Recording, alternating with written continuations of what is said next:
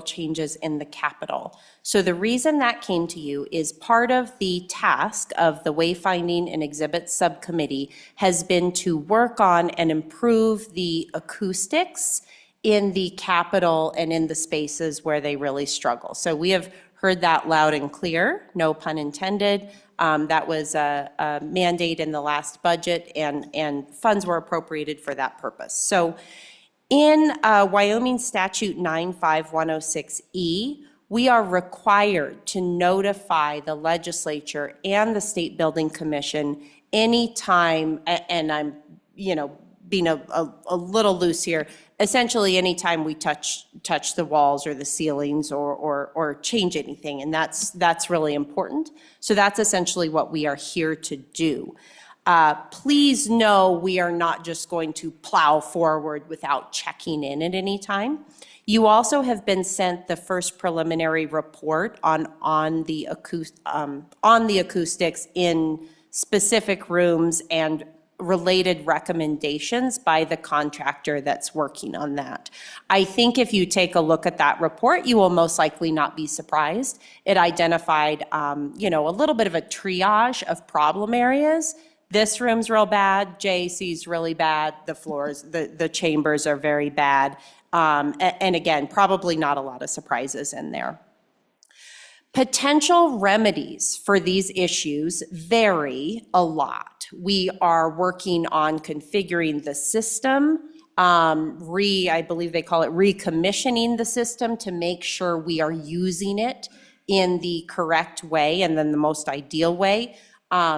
Making sure legislators are educated on how to use the system, use the mics properly, to do everything we can that's cheap and free, that low-hanging fruit. Fabrics on, in terms of either draperies or rugs could be options. And then, of course, there are certain acoustical panels which are a lot different than the ones we know or that you might be thinking of, in your old high school ceiling. They're different than that. But this is the first step towards that. So we are officially notifying you that we are taking up that task that has been assigned to us and hope to really make movement in the next year on that.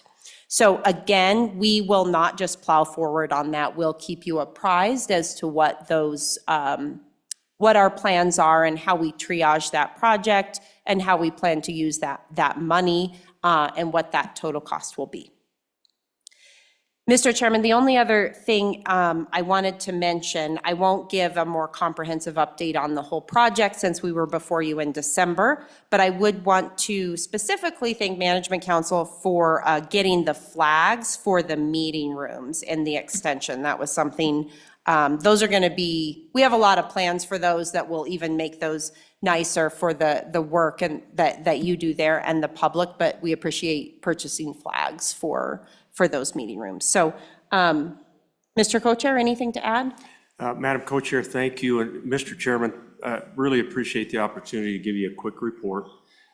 We're going nowhere without you, but this is the 30,000-foot view that some of this acoustical work is going to take some alteration in spots. We're going to be extremely careful when and if we do that. We want to put speakers in the balconies, for example. We're going to add some speakers so people can hear us. But we'll come back to you with a more specific report that you know exactly what we would be recommending. And we're excited about all the work on the wayfinding front. The fact that we're going to do some work in our meeting rooms is really some fun, exciting things that I think you're going to enjoy. We're going to cut it off tonight, though, just with that report. Thank you very much. Thank you. I appreciate it. Just, and you probably mentioned it, but it just went over my head. So process-wise, who approves the final product? In other words, if we decide to do some work on the old girl here, are we going to be involved in that decision? Will that be strictly the wayfinding committee since there's money appropriated? Who is the power that makes the decision? That one. Mr. Chairman, I'll take a stab at it, and then when I say something wrong, yeah, I can be corrected. I think the way that here's the way I think it will work. The wayfinding committee will look at the options, and again, I picture it a little bit like a triage, like here's options to improve. We always want to go to that low-hanging fruit first. I anticipate coming here and to SBC for some of those certain areas to make sure you know what we're doing. So if we are going in the wrong direction, you have absolute opportunity to say, whoa, whoa, whoa, or pause. The other thing I would say, Mr. Chairman, is the budget that we have right now and the list of remedies to fix it are very different. So the legislature will need to be in these conversations and understand the options and understand what they're paying for if they want to invest in these solutions. Okay. So, Mr. Chairman, we serve technically as a subcommittee of the State Building Commission. As you all know, we have representation on that group, but we are ex officio with our representation. But it requires that approval with simultaneous approval from this group. So the wayfinding committee technically will go nowhere without both groups. And that is an effort, all along this has been a united effort between the executive branch and the legislative branch, this project, as well it needed to be. And it's really worked well to this point. But no doubt that as we start to roll these out, we're going to want to make sure that our management council is comfortable with the directions that we're proposing. And obviously, the SBC has to provide a stamp of approval as well. So I hope that answers the question, Mr. Chairman. Yeah, and Mr. Chairman, I mean, we recognize nobody likes surprises except on Christmas. So the one funny thing I'll bring up, and this won't take long, in the research by State Construction Department, they actually found a lot of documentation of a prior legislator and executive branch contracting and overseeing the work to improve the acoustics. And they went through each room and did these hearing tests and these projection tests. And we have all that documentation. It was 1917. Gotcha. And the solution they put in were like an acoustical wall tile. So it was kind of hilarious, actually. This is certainly not a new problem, and it's actually, there's a lot of historically appropriate options. Yeah, there were legislators hard of hearing back then, too. Yeah. So anyway. Yes, there were. Yeah. Are there any questions of the good committee? No, we appreciate the report, and thank you for keeping us up to speed. Thank you all very much. Taking the time. Good to see you. Yeah, thanks, Mr. Chairman. So Matt, maybe I can get you back up front. We can start down our agenda, which is consideration of draft legislation. We have two pieces. We have a legislative order, and we have a regular bill that basically deals, both of them, with rulemaking. One's very specific as it relates to the Wyoming Department of Education, and then the other one is a bill that just is more general about the process and whether we should change that process. So Matt or Josh, whoever's going to lead me through this. Mr. Chairman, I guess I'll kick it off, and then Josh will walk you through the legislative order. But at your December meeting, council received LSO's annual report on rule reviews.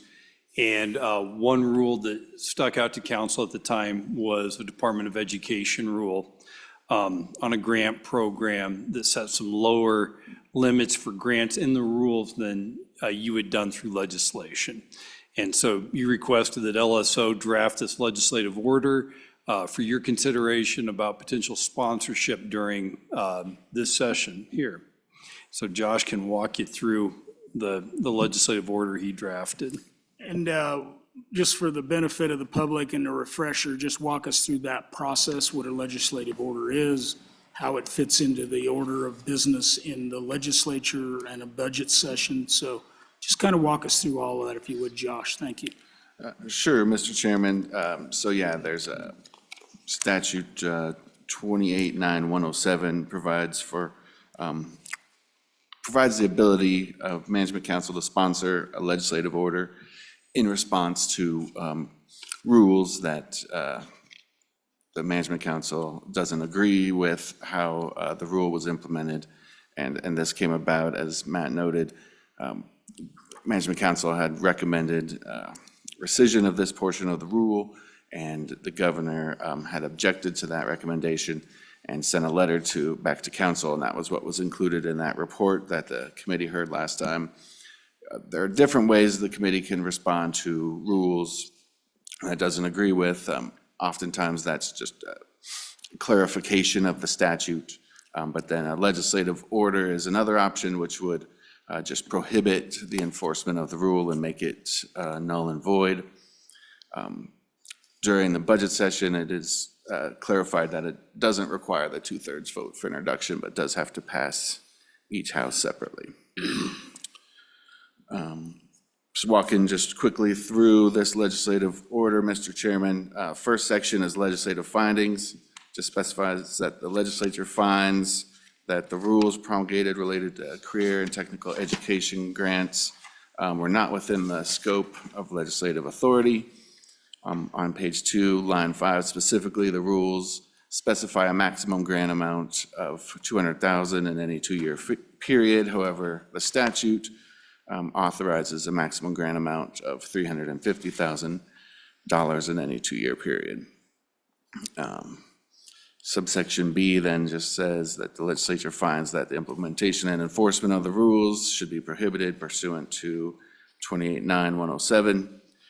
Section 2 is the legislative order, where the legislature would order that implementation and enforcement of the rules are prohibited and that the rules are null and void. And subsection B would direct the Secretary of State to make appropriate entries on the rules to indicate that the rules are void and unenforceable. Section 3 is applicability, just stating that the legislative order would not be deemed to affect any grants issued prior to this order, and then it would have an immediate effective date. So that's the order, Mr. Chairman. I'll take any questions. Does the committee have any questions of staff on the order? If not, I think I'm going to go to the agency. And so, Mr. Shaner, I don't know how you want to handle it. Trent, welcome. Give us your thoughts. Thank you, Mr. Chairman. Committee members, Dickie Shaner and Trent Carroll from the Department of Education here to speak on behalf of State Superintendent Dagenfelder. And, we're here today to talk about this legislative order, which specifically applies to Section 2A of our Chapter 36 rules, which implement a CTE grant program that was put in statute. And we just want to say we appreciate the opportunity to both defend the rules, but also we want to offer maybe a more collaborative approach going forward on this topic, which I'll dive into. But the statute reads, in pertinent part, a grant awarded under this section shall be for a period of 2 years and shall not exceed $150,000 and not more than $150 in the first year and not more than $200,000 in the second year. So that would allow for a total of $350,000 for both years to be awarded to a district in a biennium.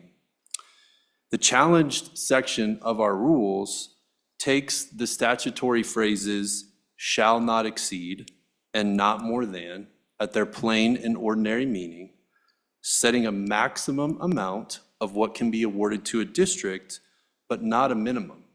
And so therefore, in order to optimize the statewide impact of this grant program, keeping in mind that it's only funded at $425,000 a biennium, so over 2 years, the rules limit the maximum award to $200,000 over a biennium as opposed to $350,000.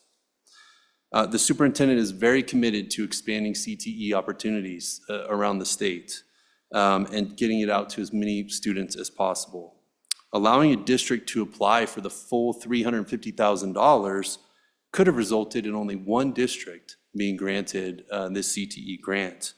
And so by limiting in rule to 200,000 over that 2-year period, we've been able to fully grant every application that's come in. So the full amount that they asked for, we've been able to do that over the last 4 years. And that includes 6 districts, large and small, across the state that have applied and done different things such as creating an industrial arts lab, creating a STEM trailer, purchasing a pivot for a school farm, creating a construction trades curriculum and equipment for it, building a school greenhouse, and buying a CNC machine, which is a computer numerical control machine, which I learned about, which is manufacturing equipment, and the computers to go with it. So ranging from 90,000 up to 122,000 in those 6 grants. And we agree with the governor's letter that was submitted to the committee. And I'll read just the operative language in the governor's letter, which says, quote, "This language creates a statutory ceiling, but it does not mandate that ceiling be awarded, leaving discretion to the WDE to award grants below the statutory amount according to other statutory requirements not at issue in this review." So that's our position on the rule, but one thing we'd like to add, Mr. Chairman, is that we would like the opportunity to work collaboratively with the Management Council on what if we looked at the statute and amended the statute to allow for more districts to apply, and maybe bring that up this session to really expand the scope of this. We've had 6 districts utilize it for some pretty cool programs. Why don't we work on the statute and make it a bigger program and make it available to more districts, since it's proven to be a pretty good thing so far. And so if that's something this committee would consider, we would love to partner with you on that. And with that, thank you for the opportunity to share those remarks. Thank you. Trent, do you have anything? Any questions of the department? Representative Zwanitz. Thank you, Mr. Chairman. So on the collaboration topic, was there any reach out to the Education Committee or other legislators in implementing these rules on setting that award ceiling differently? So I guess I'm wondering about collaboration at the time, not after the fact. Yeah. Mr. Chairman, through you, Representative Zwanitzer, our rules processes are always very collaborative. We follow the Administrative Procedures Act and put them out for comment, and we work with all of our district partners on this. And this program has been around for quite some time in different variations, and we also, I believe, have someone from the CTE Association here today, too, that can speak to their utilization of it. Representative Stiff. Mr. Speaker, thank you. 2 questions. One, on the bill language itself, page 2, line 6. I want to know if we made a mistake in drafting this, just on the number. You mentioned that the rule provided for limits of up to $150,000, if I heard that correctly.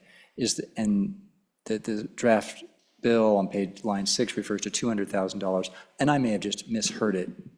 Can you clarify that point, if my question makes sense? Mr. Yes. Shaner. Yeah, Mr. Chairman, through you, Representative Stith. So the statute allows for shall not exceed 150,000 in year 1 and not more than 200,000 in year 2. So over both years, it would be 350 in statute. What our rules say is 150,000 available in the first year and no more than 200,000 in the second year, what our rules say. So it's a total of 200 under the rules and a total of 350 in statute. Senator Rothfuss. Thank you, Mr. Chairman. Mr. Shaner, the concern I have is that the ability to have interpretory discretion, if the Department of Education didn't like this program, the same argument that you present could allow a cap of $100. It still meets everything you said, plain language, not more than $100, and you effectively eliminate the program. I know that you were engaged with the superintendent as well and the Education Committee when we passed this legislation and when those numbers were being discussed as caps, and those were the caps that were effectively settled on. I believe that testimony was even provided, and I think there was a lot of interest in increasing the total amount of money available. The concern is that by providing or delegating the authority to the department to just change these numbers to anything less than that, that you effectively are capable of reinterpreting the policy entirely and changing the program dramatically, because that matters. And my recollection of the discussion that we had was that this would provide an opportunity for the purchase of large equipment pieces that would not otherwise be accessible through any other grant program. That's why we created this. So it's not a coincidence that we randomly picked some numbers and that then the department, through rule, decided to reinterpret those numbers. There was intent there. And I think that's the reason why our office, the Legislative Service Office, through our education experts, pushed back specifically on the rule. I do like the idea, though, of working together maybe and trying to provide more opportunity here, but I'd like to hear you address that factor that we were very thoughtful in having it be large amounts of money, and that was part of the debate. How should we have structured the language in your interpretation and the department's interpretation so that we could have actually had grants achieve $350,000 over 2 years?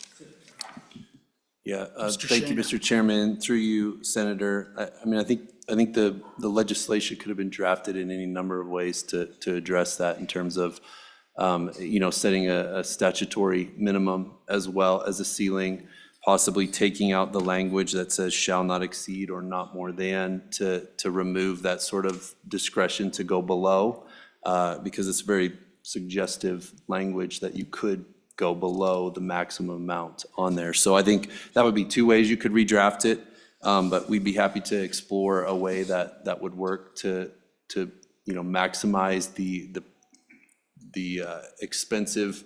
the ability to purchase expensive equipment with this grant going forward. But as we've implemented it, it's been in good faith and done in collaboration with districts and been used by 6. So I think, the other piece to that is if you did have an agency truly acting in bad faith to try to kill a legislative grant program, being clever with language, I don't know what other remedies would exist for the legislature in that situation, but that's certainly not what's happening here. Anybody else? Senator Hicks. Yeah, Mr. Chairman, and my recollection is similar to Senator Office, but there was another provision on there that was amended. That bill went to conference and came back, and we had I would say, pretty broad level of support. I'm concerned that the rule doesn't capture that legislative intent, and maybe it does, but if you could show me where. Part of that language in there was to make sure that wasn't to expand the program to every school district in the state.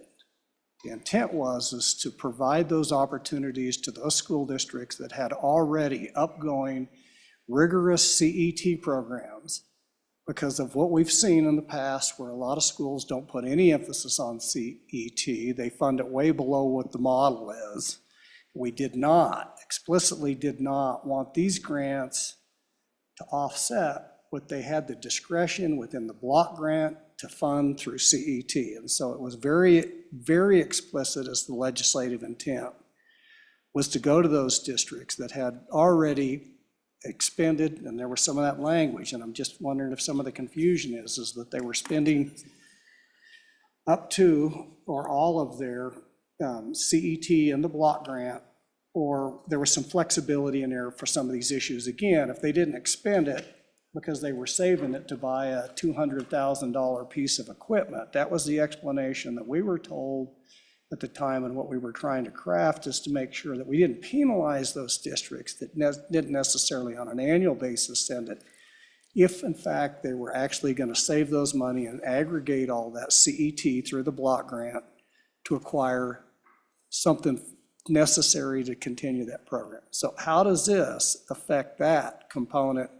When I hear you say you want to expand it,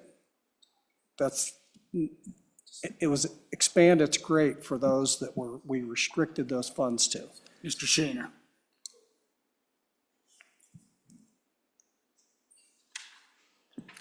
Mr. Chairman, Trent Carroll, Wyoming Department of Education. Senator Hicks, thanks for the question. I think we may be talking about two slightly different things here. The legislation that I believe you're referring to was last session, and it was specifically for CTE equipment grants, and it was really an expansion in that area.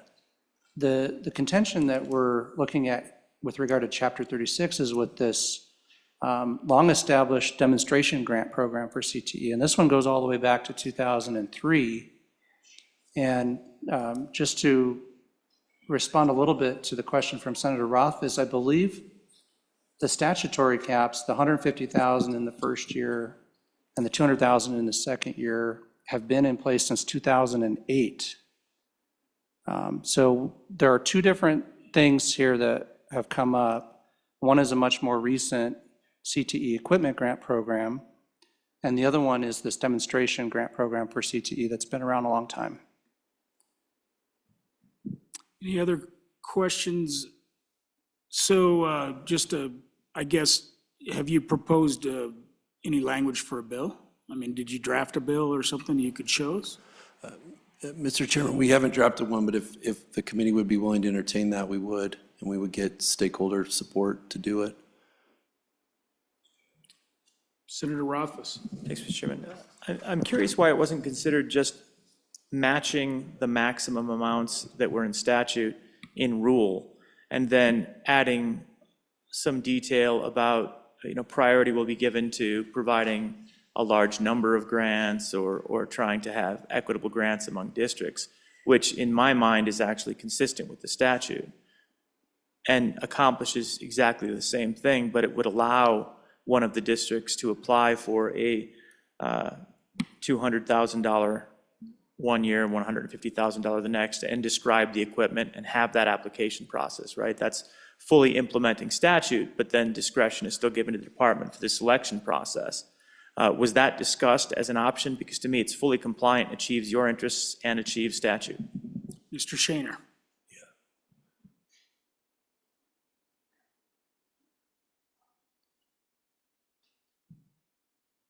Mr. Chairman, through you, Senator Rothfuss, we can't remember exactly if we discussed that specific scenario, but I think it's logical. Any other questions of Wyoming Education? Mr. Speaker? Yep. Just briefly. So, Mr. Shaner, let me take you through perhaps the opposite problem. What if the legislature decided in the budget bill to give CTE for schools $10 million? If the legislature did that and you had lots of money, then the rule would still remain as it is under the statutory threshold. Do you see, I guess I'm saying that seems like it'd be a problem at that point. Mr. Shaner. Yeah, Mr. Chairman, through you, Representative Stitt, I think if there was more money appropriated to the program, we could always go back and revise the rules again to account for that. Because really the intent of lowering that threshold was to allow for more districts to participate. More funding came that would allow as well, so. So, Mr. Shaner, just to be blunt, we've had this order kind of drafted for quite a while. You could have came to us and said, we're going to change the rule to comport with what you want, but I didn't ever hear that. I didn't ever hear a discussion of that now you come and say maybe a bill, but this is like on the doorstep of this thing. So, Mr. Shaner? Yeah, thank you, Mr. Speaker. Learning about this after the last management council meeting, it was a issue of first impression for us, and really took some time working with the governor's office trying to figure out what the implications of this are. I understand it hasn't been done in quite some time. So in order for us to really get our heads wrapped around what the best path forward was, it took some time. And then when we were privy to the draft legislation, I think last Thursday or Friday, we really put our heads together to figure out what would make the most sense today, and that's how we arrived at what we did. But so, Mr. Shaner, theoretically, you could just say, hey, we'll change the rule to where we believe it should be, and maybe that solves it all rather than passing a bill. Because at that point, why don't we just pass the order? Because it's going to take less of a threshold. If you get what I mean. I guess if there was a commitment out of WDE to alter the rule, I think we'd all believe you. Yeah, I mean, Mr. Chairman, I think if we had the state superintendent have that conversation with you about amending it, but as far as, our directives here today were to come in and defend the legal authority to draft the rules in the manner that we have, and also offer the opportunity to try to find a joint solution together on this program, because it's part of her biggest priority is to expand CTE opportunities around the state, and this would be a great way to do that. Thank you. Anybody else?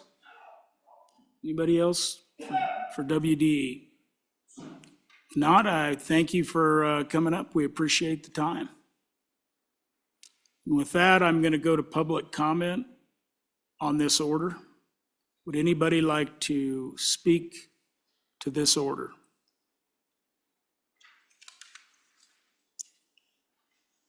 Nope. Yep. Welcome. There we go. Hi, good afternoon. Jessie Defoe with the Wyoming Association for Career and Technical Education. And just to let you know that we're here and that we're watching this, and to be a collaborative partner in whatever is decided here. I just would like to say the Wyoming Department of Education has reached out multiple times through different changes or rules or things coming up, and just that all these programs matter to CTE. And so whatever it means to let the most districts participate, we'd love to see happen, but we're just here in support to watch and to answer any questions that you might have. Thank you very much. Does anybody have any questions? Nope. Anybody else from the public? Going once, going twice, gone. Committee? I think our options are draft a bill in cooperation with WDE, take up the order, or do neither. Anybody got a preference? Representative Yen. Mr. Chairman, I will move the order, and with a second, I'll explain what my thoughts are on a path forward. Second. It's been moved, the order's been moved and seconded. Mr. That Chairman, would be LSO 0451, correct? correct, that is my motion. Okay. Mr. Chairman, so I think it is appropriate for us to move the order. I think I'm reasonably convinced that the rule does not fall under statutory authority, and I think within principle, it makes sense to keep moving forward with the order. I do think that there is a path forward that Senator Rothfuss has presented on a different sort of rule that still accomplishes the same goal of spreading the grants around so more folks can get it. And I also support increasing the funding for that, but I think that all of this is achievable without the current rule, and that we should move forward with suspending the current rule, because I don't think it falls under legislative authority. Any other comments, my colleagues, on the motion? Senator Rothfuss. Thanks, Mr. Speaker, and I'm of the same mind as Minority Leader Yin. I think that we need to look to the original intent of the legislation, which I think was clear, and we need to recognize that our Legislative Service Office attorneys have analyzed and scrutinized this and do not feel that it falls within the statutory intent. And I think there are solutions that are relatively straightforward that work within the common ground to do that. So I think it's appropriate for us to move forward on this particular action, but also at the same time, as I think you suggested, if we see a letter, for example, from the Department of Education that says, yeah, we'll remedy this and we'll move those limits up and then we'll amend the regulation, that I'm going to be perfectly comfortable with that, and we can keep this action in a drawer. I think that's perfectly reasonable, but I think it's appropriate for us to try to ensure that the legislative intent is enacted consistent with the rules. And I really am concerned with the idea that this language can be interpreted very broadly as a guideline as opposed to a hard line. We have language like this all over the place in statute. And again, the idea that it could be decided, it's not, this is an extreme example, but that it could be decided to be a limit of $1,000 so that we can really spread it around to projects. Totally different from the intent. We talked a lot on the Education Committee. You were a member of those, or part of those conversations, and trying to focus on large equipment purchases and the idea that that can be reinterpreted as a small equipment purchase effectively just by decreasing that cap is concerning to me. So while I understand the way that it was read, it is not consistent with the spirit of the law, and I think we need to act accordingly until the rules and regulations reflect that. Any other comments on the motion? Okay, roll call. Mr. Chairman, on 24 LSO-0451, Legislative Order, Department of Education Rules. Senator Hicks. No. Senator Kinski has left an absentee vote of aye. Senator Nethercott. Excused. Senator Rothfuss. Aye. Representative Nyman. No. Representative Stith. Aye. Representative Yin. Aye. Representative Zwanitzer. Aye. Chairman Driscoll. Excused. Chairman Summers. Aye.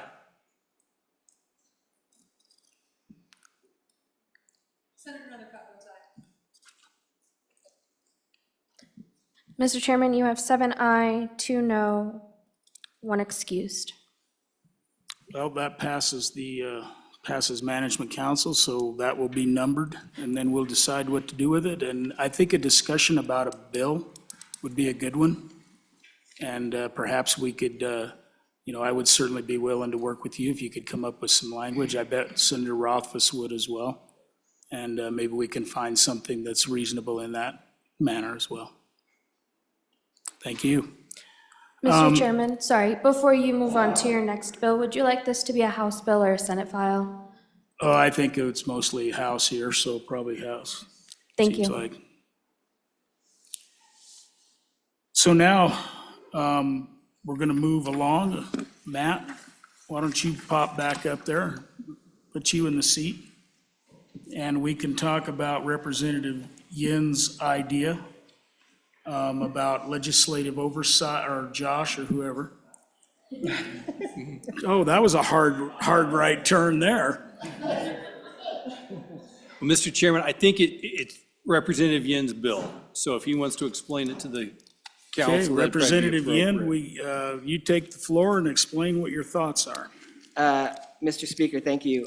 So this is something that I thought about at the end of our last Management Council meeting. So we had that discussion on legislative orders and what legislative oversight looks like in relation to the rule that we were reviewing, essentially, right? And so what the administrative rule review process looked like.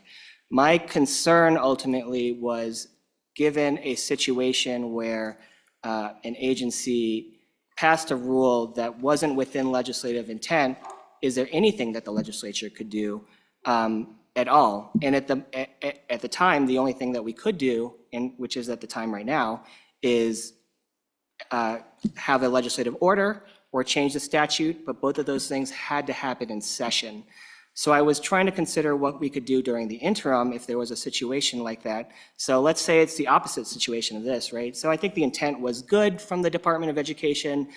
They wanted to spread out the money, but it was still not within legislative intent. What if the rule was spending more money than we had actually allocated for a specific grant type? What if they were doing something where, or what if they were doing the situation where Senator Rothfuss presented, where you set the grant amount down to $100 and then you basically nullify the entire grant? So I think that there are situations where, especially when it comes to spending money, there was some oversight required, and this is my solution for that. That doesn't violate separation of powers, in my opinion. What the bill does, so it very simply allows Management Council to put a pause on a rule until we get into session, And then in session, we do some action as management council. So maybe it's draft an order, maybe it's draft a new statute to fix it, to allow the agency to do whatever they wanted. And then it goes to the full legislature. And this provides deference to the full legislature. It also doesn't completely violate the executive branch's authority because it's not a permanent suspension that management council does. All it is a temporary pause until we get to the next session. And that way, we can have true legislative oversight with our entire legislature. I think the biggest concern when dealing with LSO's opinion on what would violate or what wouldn't violate separation of powers was if we gave management council the supreme power to nullify a rule, I think that would clearly violate separation of powers. What the bill does is very narrowly, only within the circumstance of does it violate legislative intent, can management council put a temporary pause until the next session. And that is the bill. Representative Stiff. Mr. Speaker, I just have a question for Representative Yin or Matt Obrecht or anyone else, I guess, about whether this is constitutional, because it seems to me that what it does is gives a temporary committee veto over an executive branch rule. And that just seems very strange. I've never heard of an animal like that. Matt, you got shed any light? Does other states do something like this? Mr. Chairman, I'm not aware of other states that do something like this, especially with a legislative committee being able to prevent a rule from being implemented. But we're a unique situation in that we just meet so infrequently that for the legislature to be able to act, it's difficult. We do have constitutional concerns with the bill, but there's nothing that I think black letter of the law that I'm sure that it violates a constitutional provision, but it certainly could. When you give the executive branch some of your legislative authority through, and that's exactly what the administrative rule process is, right? It's a grant of legislative authority to the executive branch. The federal courts first blessed that years ago. Our Supreme Court's gone along with that interpretation, but then it's always a question of how much can you bring back? And are you actually in this bill bringing back the legislative authority into a body that's smaller than the full legislature? Matt, well, Representative Stiff, do you want to have any further discussion with Matt on that, or should I move on to other? Mr. Speaker, no, thank you. That's helpful to me. It just seems really odd that you'd have not just a legislative temporary veto, but a committee, a subset of the legislature. I just don't, that just seems like a lot of power to give a management council, so. And Matt, while I really like the idea of this, just, to give the legislature some more control, my concern and the question that I have for you is, and I talked to the sponsor briefly, but I believe you can do an emergency rule and then you can do one more emergency rule. And then obviously you need to fix your rule. But if you really had an emergency to begin with, you needed to get something, and I think, of my time on the livestock board. So you got a disease, you've got to act, you got to do whatever. And you can implement an emergency rule and you can do it twice. But ultimately, if you can't fix it, then the legislature's holding up something that maybe is health and safety of the populace. So I'm curious on your thoughts down that line. Well, Mr. Chairman, and Representative Yin can correct me if I'm wrong here, but his proposed changes actually don't impact emergency rules. So you still could have a 270 days of an emergency rule. So I guess you could have the possibility of 95 days if you enacted the first emergency rule exactly after session, and then council didn't approve that, you would have a 95-day gap or so without any rule on the topic. Yeah, and to me, I think that gap is real, Murphy's Law, what can happen will happen. And so that's one concern I'd have. I think if we really wanted to go down this path, we'd have to ensure that the gap is closed so emergency rules could cover in the interim if they're, obviously that's not a full rule. It comes back, but I think that would be a better method, frankly, would be to make sure that our emergency rule in statute filled the gap. Whether that was a little longer emergency rule, however you wanted to do it. But I think, just to me, I think that's an issue. But others, Representative Yin and then Senator Rothfuss. So, Mr. Chairman, my intent is not to have us pause emergency rules. I think that would be very bad, and I think an emergency rule, I think, is only 120-something days, and so it would allow us to essentially pause an emergency rule for longer than the ability for the emergency rule to exist, so that's a bad idea. And I'm willing to amend the language to be very specific that it does not apply to emergency rules. Regarding constitutionality, I did send the memo to the rest of Management Council at the start of the meeting, but I haven't distributed it in paper copies, so my apologies. There are a couple states that have had pauses. Generally, they're pauses by the full legislature, but the New Hampshire Supreme Court is one example where they praised the concept of a temporary suspension as providing proper deference to both the full legislative body and the governor. So there are situations where some states have done this, and there are situations where Supreme Courts have struck it down. So I think it is within that line, but I do think if it is something very, very, very narrowly, so we would have to essentially justify it. It's not that we don't like the rule, it's that we never granted the authority for the rule, so that's something that we need to pause. I wouldn't want us to be pausing any rule willy-nilly. It has to be something specifically where we have justified saying that this does not fall under legislative intent. That's true, too. Senator Rothfuss. Thank you, Mr. Chairman. So I think the last thing that Representative Yin was saying is the key. This will come up when our Legislative Service Office does a review of a rule and believes it doesn't comport with the legislative intent. That's really the only time this comes up. Something that's not, at least I can't find it in the bill draft, but would be an advantage, would be to ensure that there was always the capacity to just work it out, right? And that's what most of the time takes place, is most of the time when the Legislative Service Office says this rule doesn't comport with legislative intent, the response is, oh, well, let's work on it again. Tell us why, we'll figure it out and we'll rewrite the rules. I think over the last 12 years that I've been on Management Council, that's how it's gone maybe all but 2 times or 3 times or some very, very small number of times when it actually kind of comes to blows.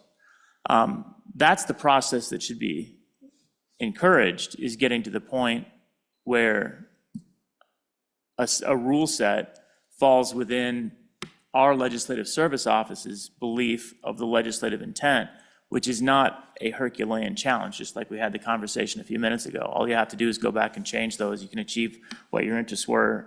Everybody's happy. Let's move on. Probably shouldn't even have this issue before us because that seems like an easy solution that would have prevented the need for any of this.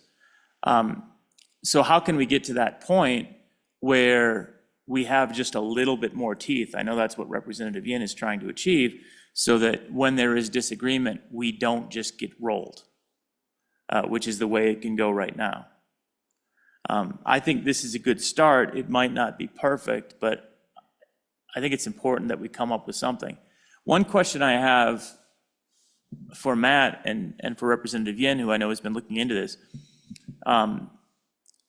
it seems that there could be a judicial branch remedy where we effectively appealed against those rules with the judiciary and maybe filed a suit to have a stay or something along those lines of the implementation of those rules.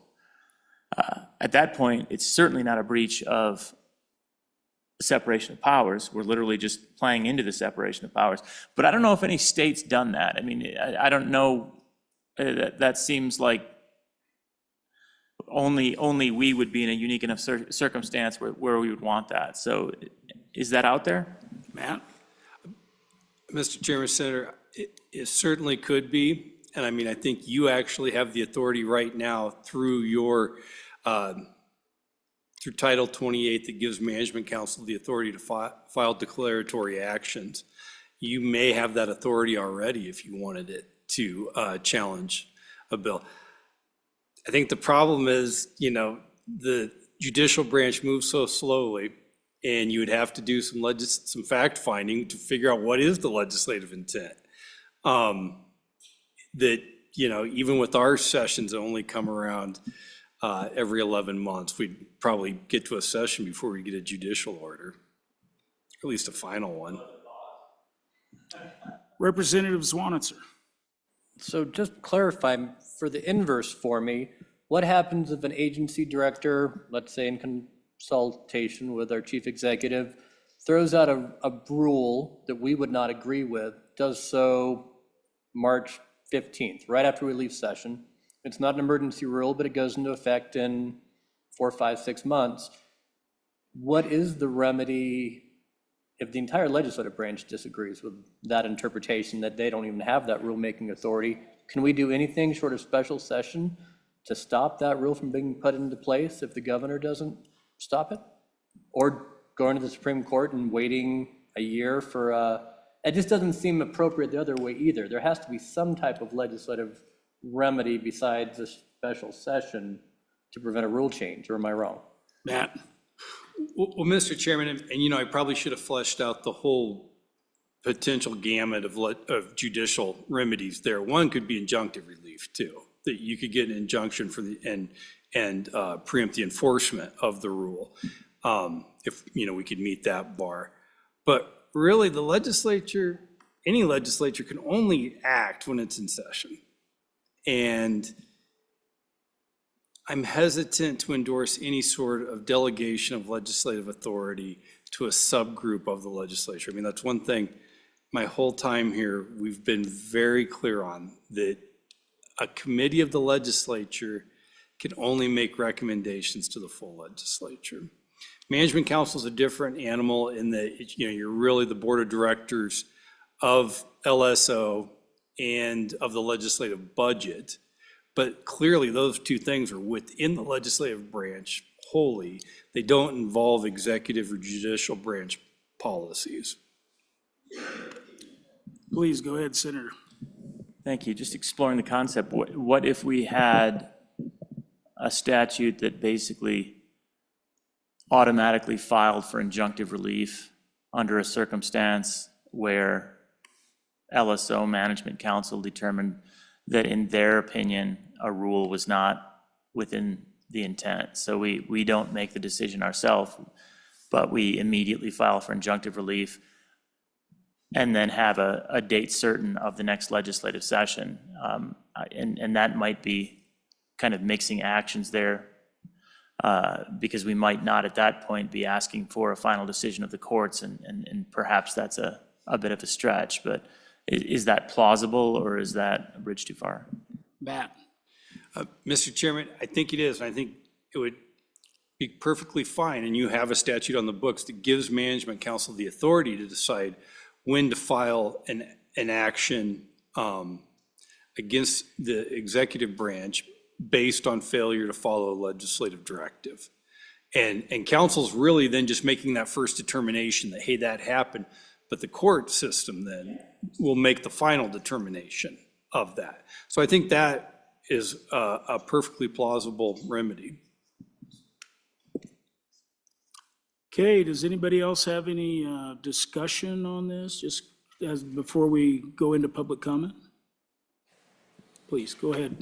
Thank you, Mr. Speaker. I guess just another curiosity question of mine as a listener, and by the way, I appreciate Representative Yin's bringing this. I think there's some real merit to this. I think with this is researching this and digging into this farther and seeing what and how to implement this is very, very intriguing to me.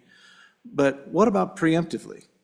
I mean, some of the discussions I've had with other states is that they have a setup where agencies submit their rule promulgations to a committee of the legislature that is submitted to them. They look it over, they compare it to the intent of the legislature, and they go ahead, sick them. Or no, we got some problems with that. I mean, some of the discussion we've had so far is about, well, it's already been implemented, now we got to go and try to do something to try to bring it back. You know, once a horse is out of the barn, sometimes in my business, they're hard to catch, you know? So if you got a halter on it before it takes off, you can look it over quick, then it might save a lot of heartache. Is that something that could be potentially looked at in this as opposed to after the fact? Matt? Mr. Chairman, Representative Nyman, you bet, that's a great suggestion. And already within our administrative rule review process, when new rules are being promulgated and how we define new rules, the first set of rules that are in response to a new legislative directive, new law.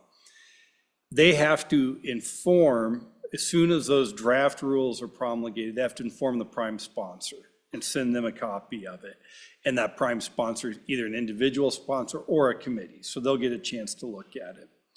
And then when the final rules are adopted, of course, LSO does our rule review, and then council decides whether to recommend the governor to adopt those rules.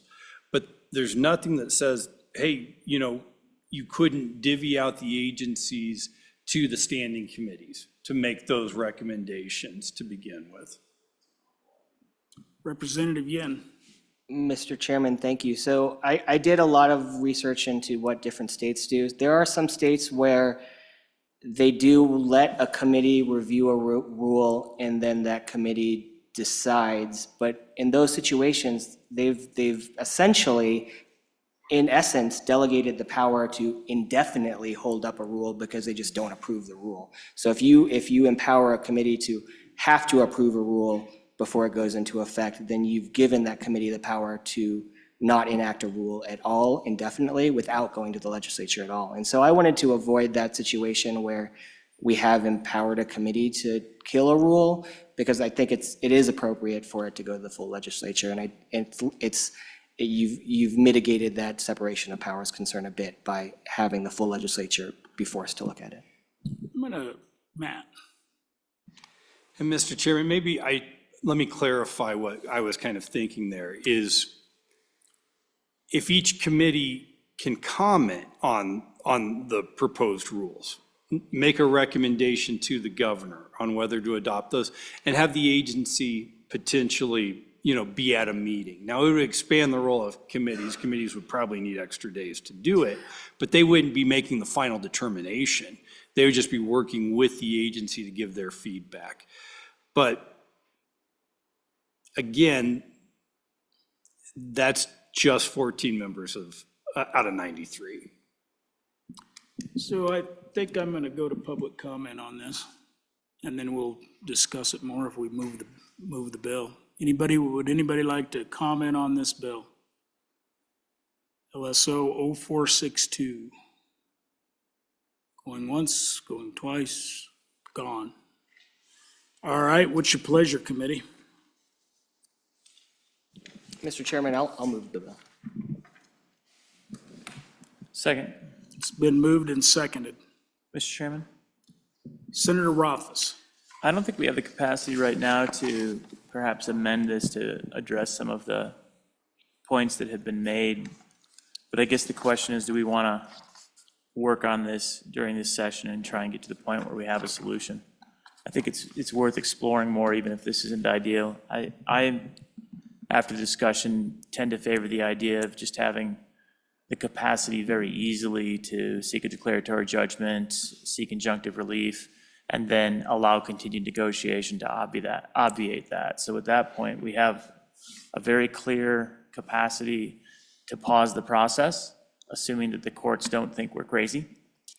And then under that circumstance, if the executive branch wants to get a rule out quickly, they can just come to an agreement with us and we can get rid of that motion.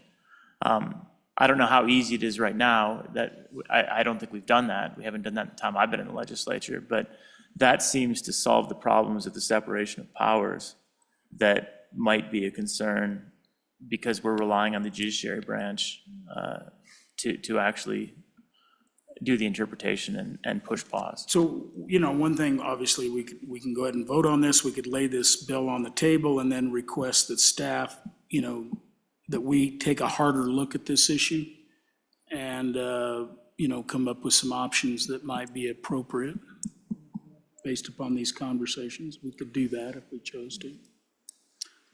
Representative Swanitzer. Thanks, Mr. Chairman. It's more of a question, because you need a full legislative vote, and I understand that, but does it have to be in a session? And is there any other thing that we have currently in our laws without calling a special session, you could still have a vote of the full body? I mean, I know we have full votes on calling ourselves into a special session. In your mind, is there any allowabilities, and short of calling a full session of the legislature for a day, to have a legislative-wide vote on, say, a rule that management council disagreed with? Do we have anything like that? Matt. No, Mr. Chairman, you really don't, you've got to be in session to act. That's kind of baseline constitutional requirement. To your point, Representative Swanitzer, the one time I can think of where you can take action as a full legislature to call yourselves into special session, you can do that because you amended the Constitution to give yourself that authority to do it. So I can't think of any other instance where we act as a full legislature without being in session. Senator Hicks. Yeah, Mr. Chairman, I appreciate that Representative Yin. I'm very intrigued in this concept. But at this point in time, I think it's a concept, and I would agree with Senator Rothfuss. That's one potential alternative. I think this deserves serious study by Management Council. What I'd like to see is we move, that we move this to an interim for Management Council. And I'd like to see all the range of alternatives to what other states are and try to figure out something. But I appreciate the fact, and I'm very supportive of the concept. I think it's appropriate that we look at this. I just don't think we have the capacity right now to even take this up with the budget session. So, Mr. Chairman, I would entertain that we lay this back and put it on the list of interim topics for Management Council. It's been a motion to lay the bill back. It's been seconded. All those in favor of laying the bill back signify by saying aye. Aye. Opposed? Motion carries. The bill will be laid back, and Matt, that'll be a interim topic for Management Council. All right, let's move on to Joint Rule 22-1, and obviously the House has 22-1 in a different form. The Senate doesn't have anything. We kind of left it up in the air, and I don't know whether we have the capacity to do this now, but that's just a question. So Matt, go ahead. We'll go over it, and I'll let Representative Stith weigh in, and then we can decide whether we want to act on this or not. So, Mr. Chairman, Council appointed a subcommittee to study the Joint Rule 22-1 on ethics complaints. And the committee met a few times during the interim and came up with the proposed rule in front of you in strike and underline format, along with various staff comments throughout this document. And Mr. Chairman, the first change is kind of the some legislative findings in A. And Mr. Chairman, what the point of these findings, I believe, really is to provide the public or membership with really some reasonable expectations on what can be done through the legislative ethics process.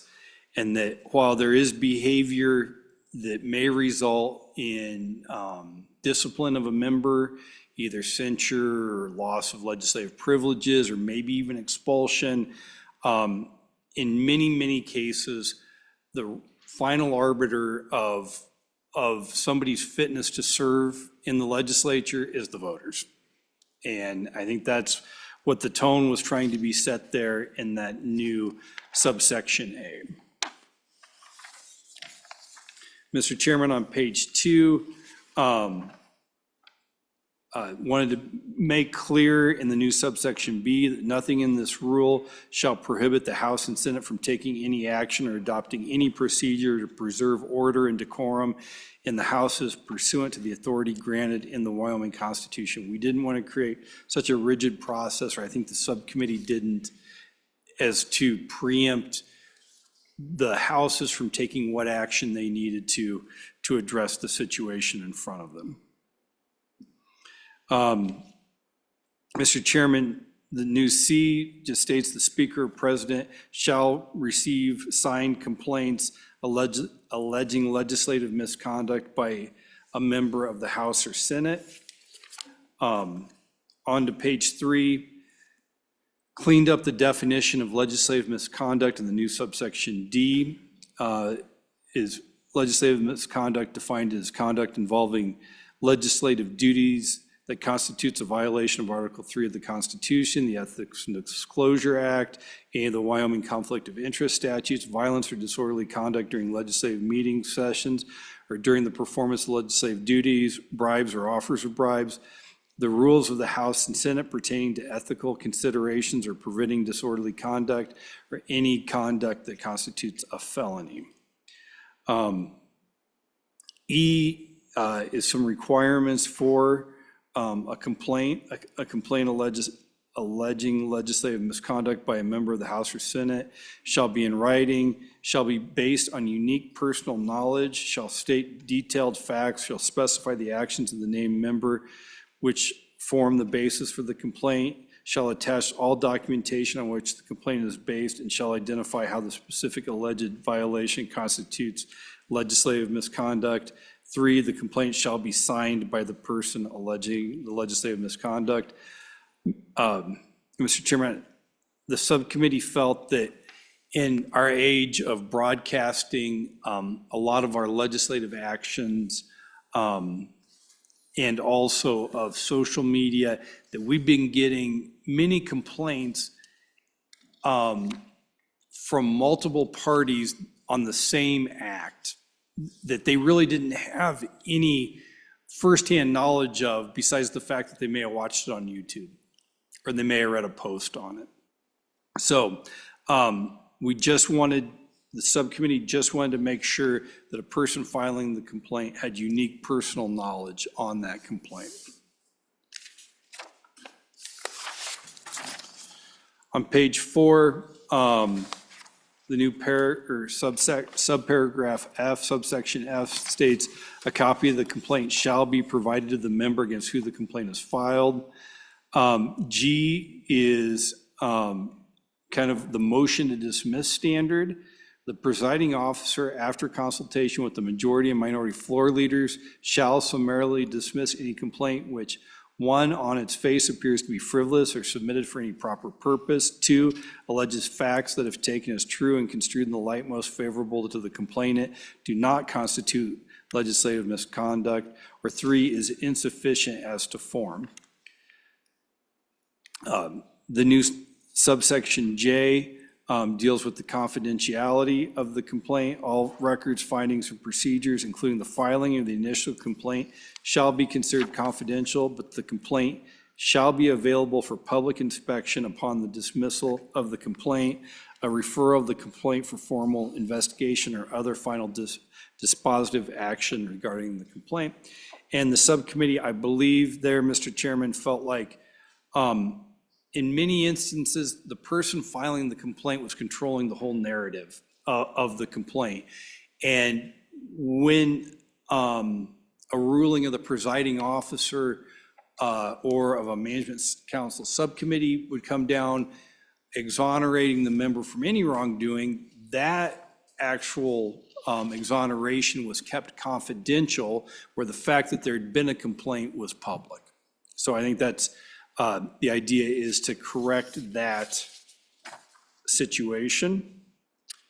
On top of page 5, K is really what this is dealing with, is the management council subcommittee. If the presiding officer doesn't dismiss a complaint under the summary judgment standards, then a subcommittee of management council, and it's from the management council membership of whoever, whatever house the member against who the complaint is filed is a member of, is formed, the subcommittee is formed to determine whether there was probable cause to believe legislative misconduct occurred. The K, I won't walk you all the way through it, but it determines the procedure for that probable cause determination. I will jump to paragraph 9 because it's new. If the council, the subcommittee of council finds probable cause of legislative misconduct, but determines that the interests of justice and the House would not be furthered by a formal investigation under subsection 9, K9 of this rule, it shall make an appropriate recommendation to the presiding officer for remedial action. In all other circumstances where it determines probable cause exists, the council subcommittee shall refer the complaint for formal investigation. So M and the remainder of the rule deals with that formal investigation. And what that is, I won't go through it exhaustively, but it's a quasi-judicial proceeding where some due process rights attaches to both the complainant and the member against who the complaint was filed, and the right to present evidence, right to cross-examine witnesses, right to be represented by counsel. And then that special committee makes its final recommendation to the body on whether legislative misconduct occurred.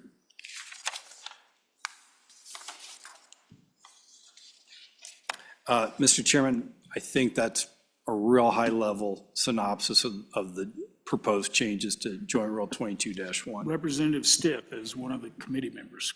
Mr. Speaker, yeah, Matt accurately described what the draft rule is. So on the one hand, it's doing two things. On the one hand, from my point of view, it's making it easier to dismiss frivolous complaints, but importantly, it's expanding the scope of conduct that could constitute legislative misconduct quite significantly by the addition of any conduct that constitutes a felony. Under our current version of the rule, if a member commits a felony, for example, if I have a meth lab in my basement and I show it to the speaker, right now, the speaker could not file a complaint, ethics complaint against me because that would not be legislative misconduct under our current definition, whereas here it would be.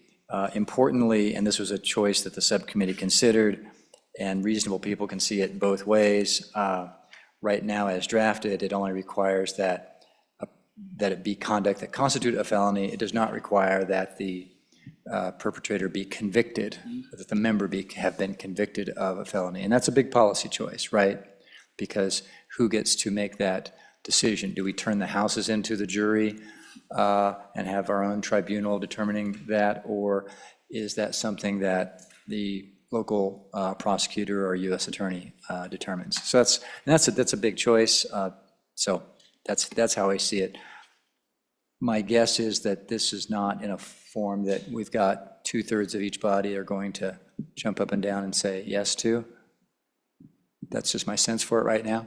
But I thought it was important for our committee to at least do some work and present some work product to you so you'd know that we weren't just being completely lazy. Well, and I think it'd be worth I'd like to hear the committee, but I think it'd be worth like releasing this to the bodies and then just understand that we're working on this. If there's suggestions, get back to management council. And I think we need to do something with that rule.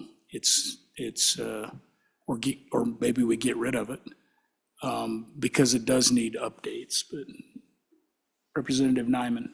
Thank you, Mr. Speaker. Just a curiosity question here, I guess, for me, as I read through here on page 2, line 40. There's some stricken language here that I guess makes me kind of wonder how this would work. The Speaker and President, as appropriate, shall receive written signed complaints, and we're striking from any person concerning and then alleging legislative misconduct. Just the thought went through my mind is the program we went through this morning, and how and what would that have looked like in that situation, applied these ethics rules and complaint rules to the situations that we saw with other legislatures.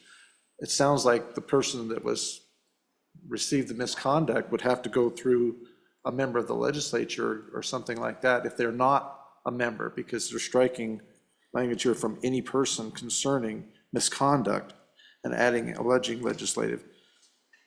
How would that have worked? Because this is more restrictive on who you can even have make a complaint, to me. Maybe I'm missing it. I'm not an attorney, so. Please go ahead, Matt. Mr. Chairman and Representative Nyman, so that language doesn't restrict who can file a complaint to just a member of the legislature. People who are not legislators can still file complaints. The one caveat on that is they have to have unique personal knowledge of the situation. So it's not any person anymore. It's not the whole universe of people. It is someone who has unique personal knowledge. So someone who has been discriminated or harassed in the legislative setting could still file a complaint under Joint Rule 22-1. And that's really in subsection E. Okay, Senator Hicks? Mr. Chairman, Speaker Summers, I share your concerns. I think this is a work of art until our bodies have had full opportunity to review it thoroughly. My recommendation is this is continue to something that Management Council would move forward. But given the level of concern that we have in our body and where we're at and the fact that this is a budget session, my preference would be to keep working on this issue. And then when we have a draft that we can coalesce around, that we give our members adequate time, and I mean maybe a month or so before the next session, to digest this and ask questions. And so we bring it back at the next session. But that would be my recommendation, Mr. Chairman. So continued interim topic. Is that kind of Senator Rothfuss? Thanks, Mr. Chairman. I just wanted to echo that. I think that a lot of good work went into this, but I didn't feel that it was totally ready. There were still some things that I'd like to clean up and some ideas that I think we needed to work through, so I'd welcome the opportunity. I think your suggestion, though, of maybe circulating the draft to the legislature with a little bit of, all right, this is still in progress, read through it, and feel free to comment, would probably be helpful so that people understood the direction that it was going. Yeah. Senator Hicks.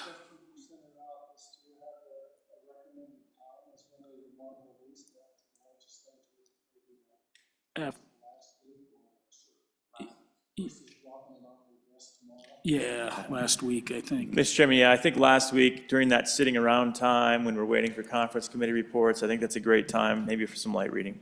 So there is public comment that was posted, so I'm going to take public comment at this time.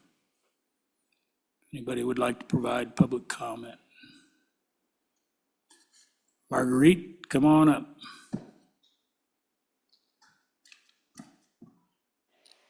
Thank you, Mr. Chairman. Marguerite Herman here, League of Women Voters and general observer of legislative action for about 40 years.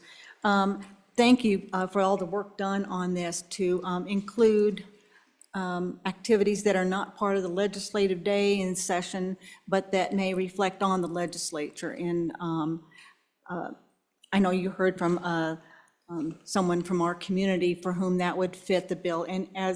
And as the LSO mentioned, that this is to let the public know what is available to them and how the process works. I like the work done so far. The one thing, and I didn't see it quickly, and maybe I just missed it, is short of removing someone from office, and I kind of agree that ultimately the electorate kind of should be able to pick their people in the legislature, and expulsion has to be, I don't know what would require that, but would it be appropriate to lay out the various levels of discipline, for lack of a better word, or sanction that could happen short of that? And I know that in the past, people have been removed from committees and, or just called out in public, which is, a form of a discipline as well. But should that be part of the rules as well? Just if we're letting the public know what could be the outcome, or what maybe, what maybe they'll get an idea of what offense rises to the level of discipline. So, and maybe that kind of detail, you don't want that in this, I don't know, but it would be interesting to the public if they want something, they don't want to actually remove the member, but some kind of a censure, I don't know what that would be. So that's all I have to say, but thank you for the work on this, and I completely understand why you wouldn't want to tackle this during the budget session when time is money, and literally so, but as you continue along, thank you for your consideration. Thank you, Marguerite. Any questions of Marguerite? Any other public comment? John?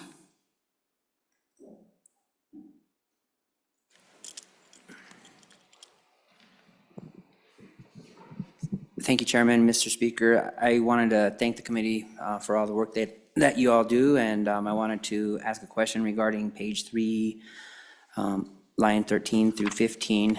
And I agree with what seems to be what most people are in agreement with now regarding this is an effort to make some positive changes. Maybe it's not ready for prime time, but I think it's moving in the right direction, and I just wanted to ask a question. The question would be, does in line 15, consideration or preventing disorderly conduct or any other conduct that constitutes a felony, it must be, my question would be, in the current language, would that mean constitutes a felony on its face or must have a judgment for felony? I guess would be my first question. I believe Representative Stith said that it constitutes a felony, that it is not a felony.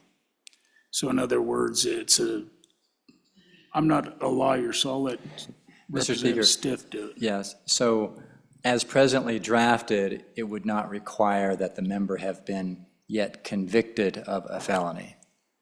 So that does make it rather broad. One person could make the allegation that a member has committed a felony, and then it would be up to the particular House to decide whether that is true or not. And so one of the concerns with the current draft is that it could lead to the weaponization of the ethics rule, which we do want to avoid that. And I think rather than, if you have some suggestions, just offer suggestions, but as far as questions, I'm not going to take questions because we're not going to go anywhere with this, so. Sure, thank you. I guess my suggestion would be in that area, and my mind thinks in historical context, so I remember a situation with going back to, I think his name was John J. Fremont or something, and it was found that he had clearly some ethical or moral dilemmas when he went on some rampage and massacred a couple of tribes in the pursuit from east to west during the years of Manifest Destiny. And I believe the president at the time, I think it was, and I know this is more national level, recalled him. He resigned his position in the Army.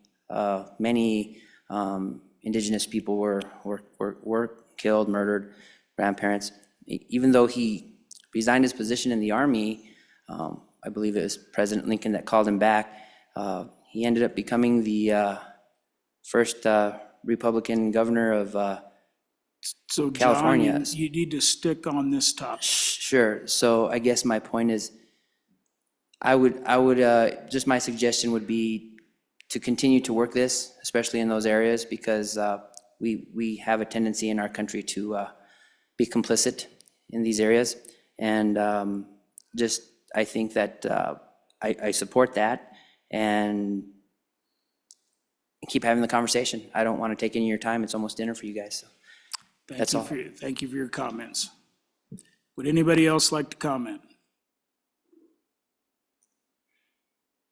If not, body, I think, is that in agreement? We're going to continue this on. I think would you agree that later in session, we send it out to the body and go, hey, please provide comments back. So I think that's what we'll do, Matt. All righty. Anything else for the good of the order? If not, we'll stand adjourned.